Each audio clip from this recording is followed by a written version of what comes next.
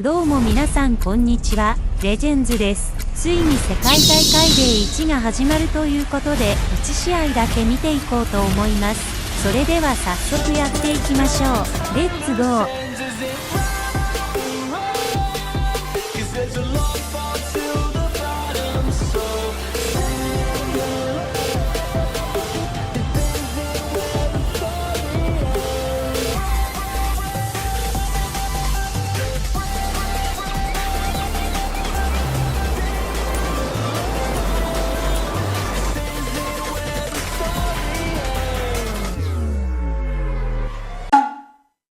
Is and coming in and watching some of the practice games, right out of the gates, Peterbot and Ozzy landing at their Slurpee swamps. But then I saw Faxity Reason. I saw Alex as a solo while Loser Fruit was uncontested at her drop. I saw Booga and TG actually get aggressive and take the top of the Slurpee building. So honestly, I feel like it's anybody's games, and these zones are going to be so pivotal because by zones 5, zone 6, just one zone before the reboot, that's when it's going to get interesting. But you guys heard the battle bus, and it is going to be ready for game number 1.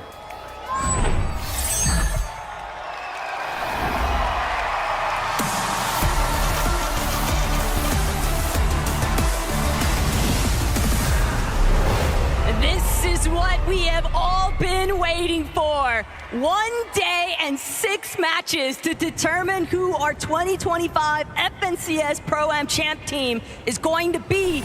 And initially off the jump, Peterbot, Ozzy, they've got control of Slurpee, but they've got company. If that would have just been a Mammoth pistol right out of the gate for Peterbot, I would be worried for Booga and TG, but now it's just a bunch of SMGs. Ozzy already found the Mammoth. He's going to go ahead and deliver that one first class on over to Peterbot as soon as he gets the chance, but they're just going to shield up, get a lot of these chests. In reload, it's about 100% chest spawn, so you got a lot of opportunity to get the loot that you need. Keep an eye on where Allier and Mongrel are actually going to be headed. Clake's Lacey, a little bit of pressure coming out from Venno and Reddish. And typically, you could expect that some of these POIs, you can just split them even 50-50 for the most part, but I don't think that a 50-50 clean split is the intention here. No, I don't think it is for the most part, but because of those 100%, there's a lot of floor loot and stuff that they can split it rather safely, or you can choose to fight it later once you do get that full loadout. But I did see in the feed, typical gamer taking down Courage. Now Cypher PK is going down. So a lot of these players already just going right at it to try to get those early elimination points so they don't have to worry about a deficit later on. And it's always rough to be one of the first players eliminated because then you're just an open season target for the rest of the lobby. Alex, if he'd had that reload online, we might have even expected to see him fire a shot out of that Mammoth one more time, but Slurpee Swamp getting a little bit encroached upon, and this is Ozzy and Peterbot's territory, but more so Peterbot's. Everybody kind of switching things up. It does look like Seti is just away from where we thought he was going to drop initially and put himself in a 1v2 situation against Savage and Lachlan. But Savage just gets Mammoth, and I believe it was Peterbot from on top, and already he's moving in for the straight elimination. Down goes Savage as Peterbot is instantly getting busy here in game 1. Peterbot sees action. Peterbot wants his own part of it. Finding that first elimination now means everybody else is left scrambling. Lachlan trying to escape. He knows he is on the hunt, but Peterbot, watch your back. There's more company, more targets in sight. It's like the Peterbot hit list, and it scores 38 players, every single one. He's trying to get at least a single elimination on everybody in the game. Here in Savage getting rebooted, and these are the big warnings that we were talking about. It's just like a flare in the sky. They know exactly where you're at, and Peterbot is just on the hunt for Mr. Savage yet again, who luckily finds at least a shockwave to create just a little bit more distance. But how far can you run when Peterbot is chasing you down like this? He still has a couple of shots, one more left inside of this Mammoth, and then it'll be up close and personal. Thunder Shotgun pulled at the ready. Savage clip, but he doesn't have enough HP to tango, and that's gonna be a knock. Another elimination for Peter, who needs a warm-up when you've got game one to get things done. Yeah, I don't know if anybody knows, but Savage kind of just helped the lobby right there because you saw Peterbot only had one more mammoth pistol shot left, so he's not going to be able to do that much damage from far away anymore unless he finds his loot llama in the fact of Aussie Antics to see if you have any more of those that I can borrow. Thomas HD, Somerset, just moving north from their original drop spot, and you can see they have a pretty decent loadout, but when we're looking for Thomas HD, no sniper, no mammoth pistol, he doesn't have the firepower that we expect him to have yet. A little bit of, you take this, I'll take that, from Somerset and Thomas. But Aussie, Peterbot, they're not done. Pete especially, he's just keying everybody. And Mongrel, this is a conversation starter. Peterbot annoyed even that these two would have the audacity to challenge them at Slurpy Swamp.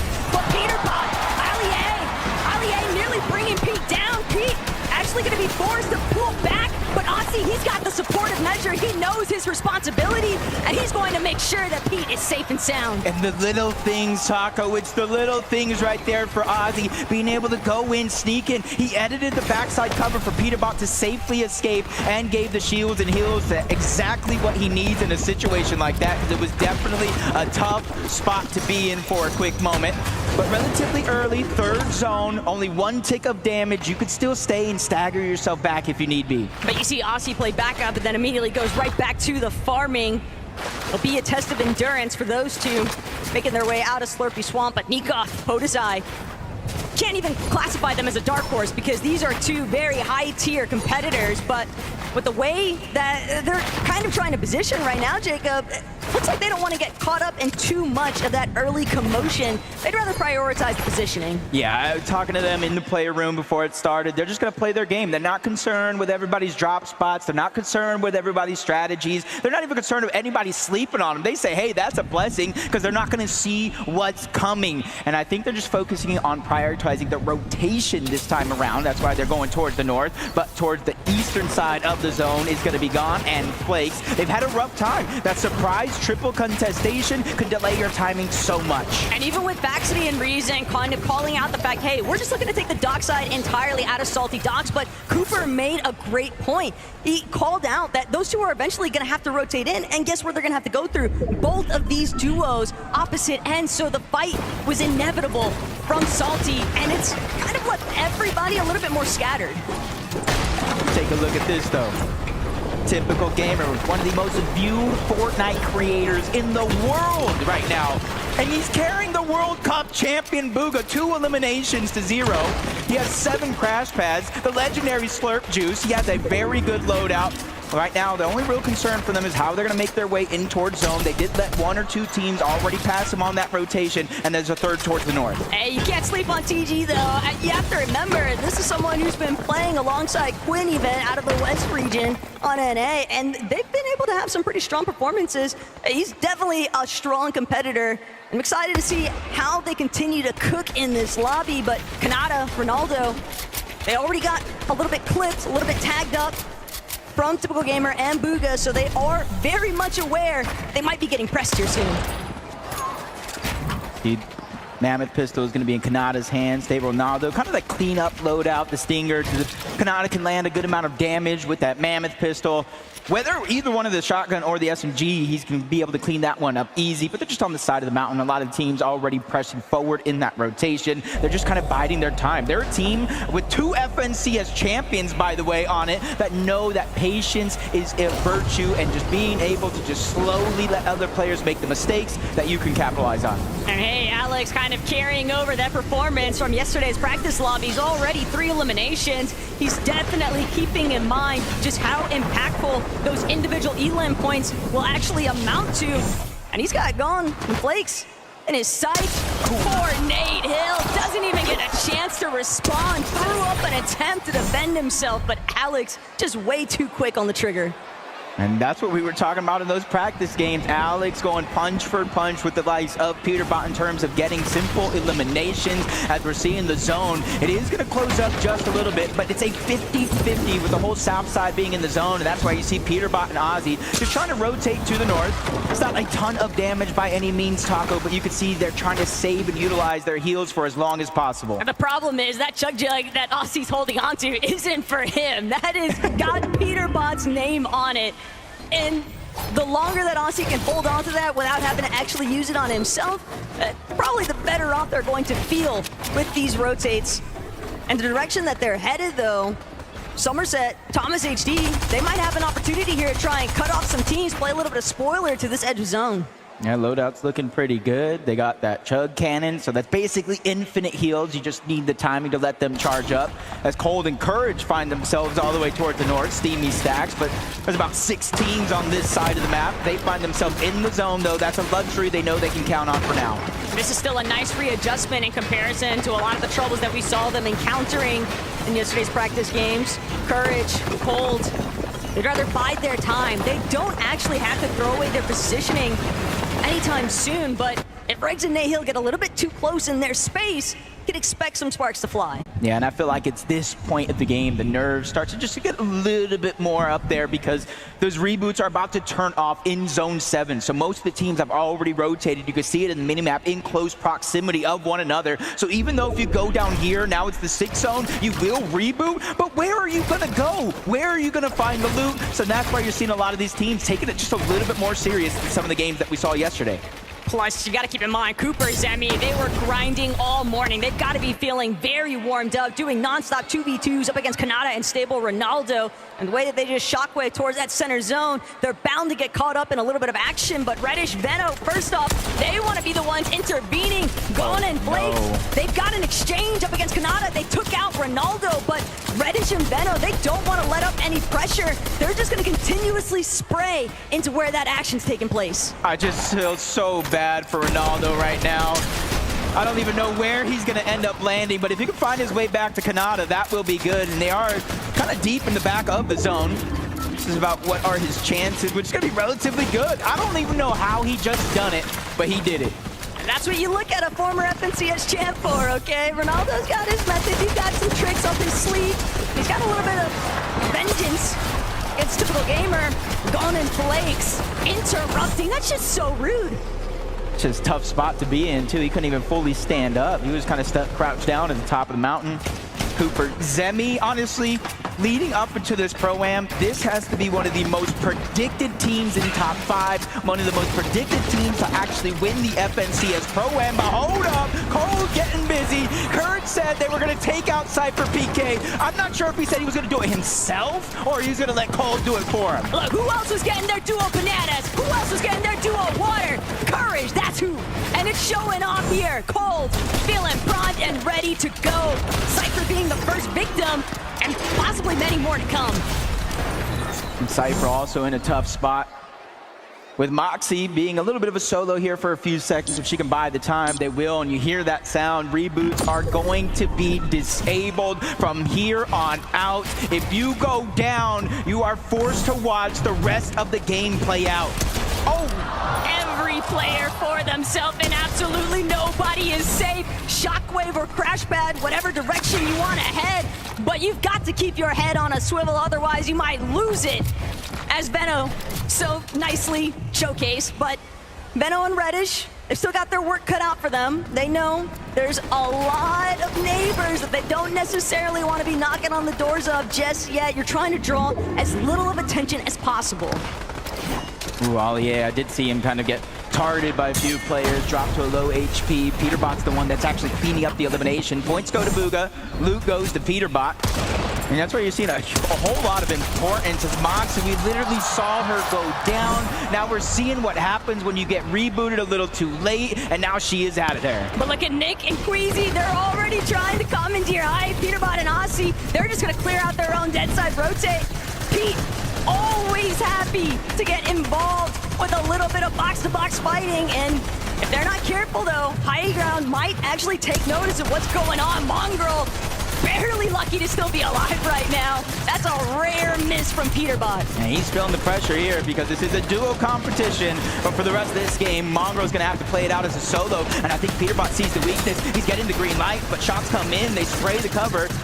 really forced them to kind of rethink that strategy there for that quick moment.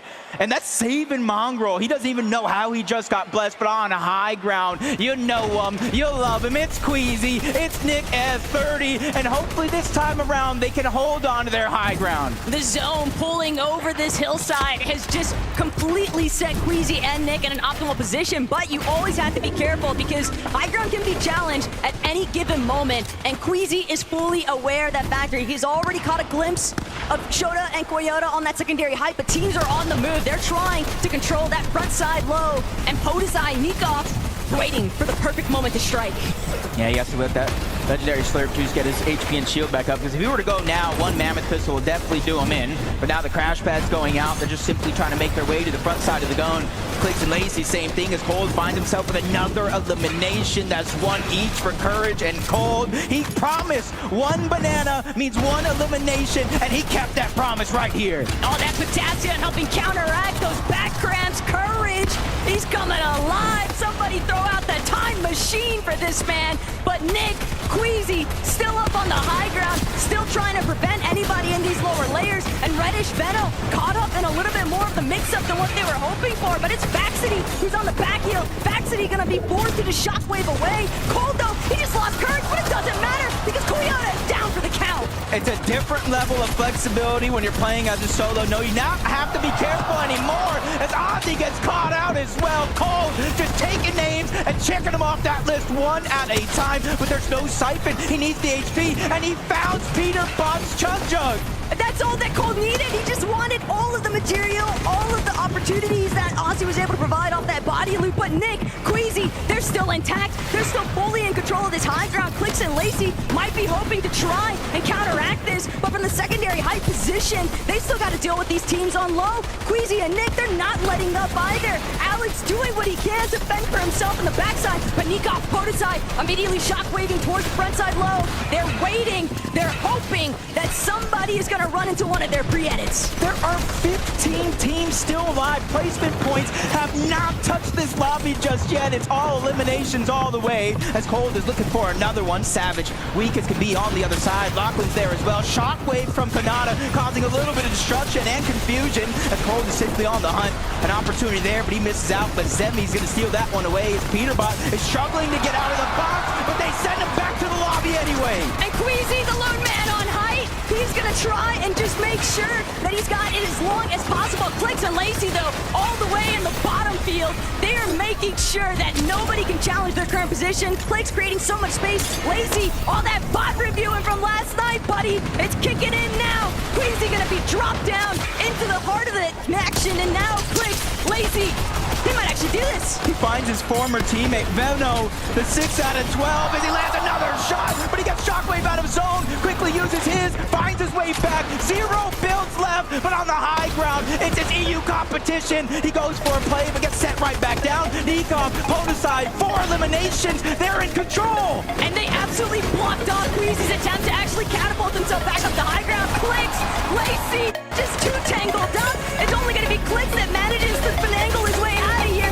but he's gonna shockwave up. He sees Podesai, but he's a target. But Podesai's been sent packing. It's only Nikov, the other half of the Gentlemates, to keep this one alive. There's one duo left in this game, and it's Cooper and Zemi. Everybody else is solos as Queasy's trying to go for the heel off. The Chug Jug, backside of the zone, he barely gets it off in time, but Cooper and Zemi, they have the Chug Cannon, infinite heals as long as they have the time. Queasy drops down from above, but it's only a short stint. He doesn't want to go ahead and stay there for too long as Nikov goes down. 2v1 situation. If anybody can do it, it has to be Queasy.